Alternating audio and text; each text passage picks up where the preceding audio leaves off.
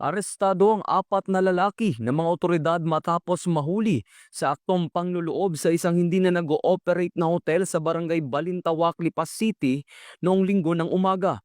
Ayon sa report ng Lipas City Police Station, napansin ng security guard ng establishmento na may bintanang tinakpan ng plywood habang siya ay nagsasagawa ng rubing patrol. Kalaunan ay namataan niya ang ilang lalaki na may dalang backpack sa loob ng hotel, dahilan upang agad siyang humingi ng tulong sa mga barangay tanod at pulis. Naaresto ang mga sospek na pawang residente ng San Pedro City, Laguna.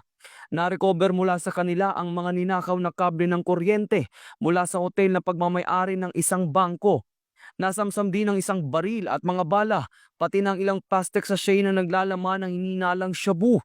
Naharap ang mga sospek sa kasong robbery, paglabag sa Republic Act 10591 o Comprehensive Firearms and Ammunition Regulation Act at RA 9165 o Comprehensive Dangerous Drugs Act of 2002.